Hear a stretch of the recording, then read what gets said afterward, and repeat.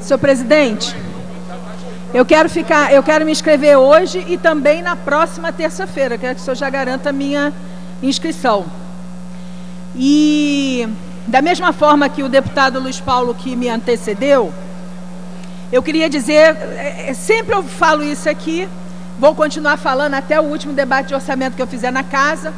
Quero repudiar a forma atabalhoada com que nós, parlamentares, somos obrigados a fazer esse debate de orçamento. O tempo entre a apresentação do projeto pelo governador à casa, a audiência pública única que é feita na comissão de orçamento, com a presença do governo, que geralmente apresenta a transparência que apresentou no debate passado, com apenas alguma, digamos assim, com ajuste dos dados. E da audiência pública que se realizou há 2 dias atrás para o primeiro debate no plenário, nós não temos nem 15 dias.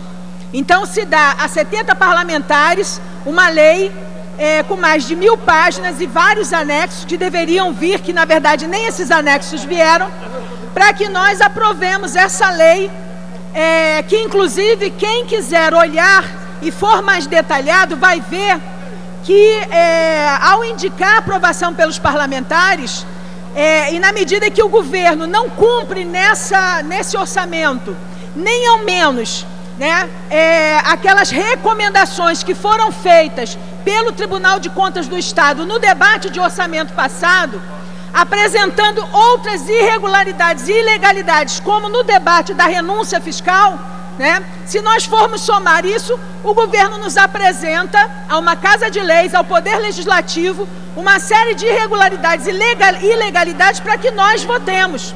A Constituição, a Lei de Responsabilidade Fiscal, fazem várias exigências, né, para que cada um desses itens do orçamento possam ser votados. O governo burla várias dessas exigências e os deputados, simplesmente, sem nenhum olhar mais apurado, chegam aqui, levantam o braço e votam a favor do orçamento.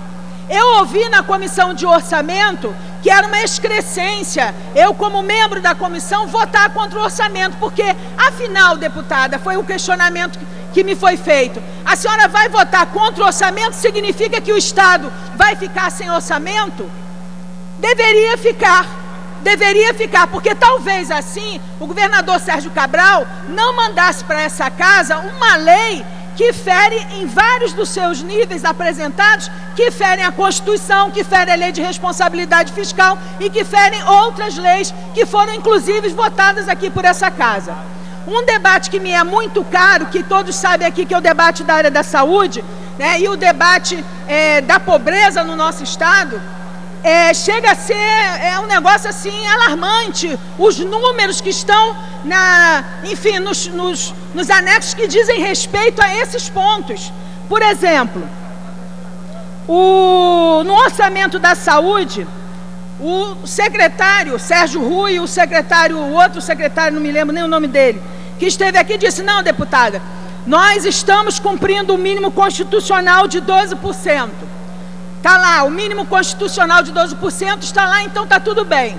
Só que o mínimo, como o nome dele diz, é o mínimo. Ele é um referencial mínimo, não significa, né, que você tenha que parar por aí. Você pode aplicar mais na medida, né, em que você precisa aplicar. E todo mundo aqui sabe que na saúde do Rio de Janeiro precisa se aplicar mais.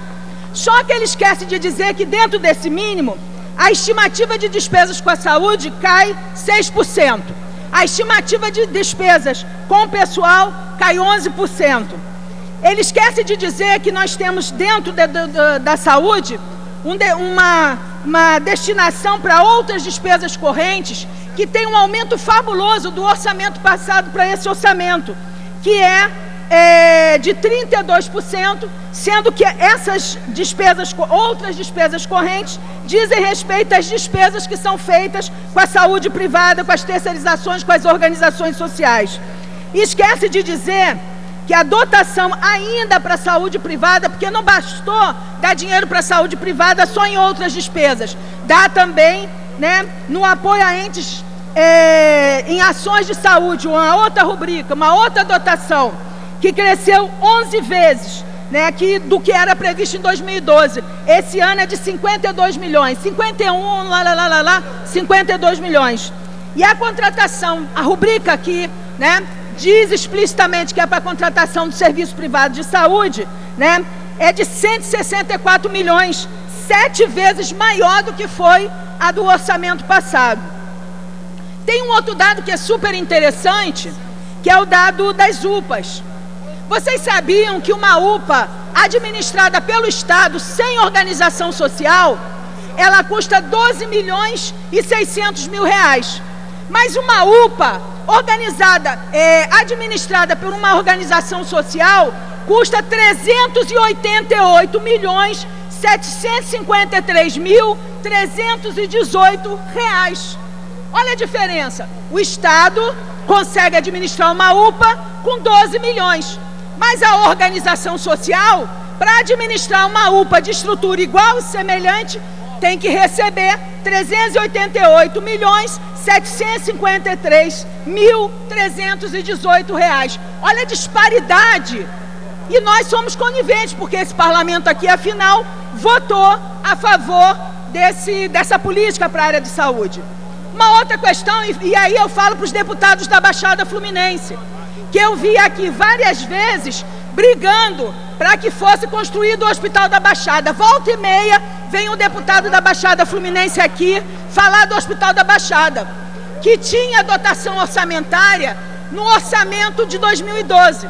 Esse orçamento de 2012 foi remanejado, não se construiu o Hospital da Baixada. E no orçamento de 2013, que o governo manda para cá, ai, pasmem, sumiu o Hospital da Baixada. Nem dotação para esse Hospital da Baixada existe. Portanto, discutir orçamento não é discutir uma pecinha fictícia, como dizem, não é discutir números. Discutir orçamento é discutir política pública, porque se não discutir agora onde o governo vai fazer as definições de onde vai colocar esse dinheiro, não adianta vir depois o parlamentar de pires na mão pedindo angustiosamente ao governador Sérgio Cabral, mandando uma indicação legislativa para que ele faça uma UPA, para que ele construa um hospital, para que ele compre uma ambulância, para que ele criando a figura do deputado pedinte. Porque o deputado pedinte é aquele que não se importa com o orçamento, não faz o debate da política pública e passa o resto da legislatura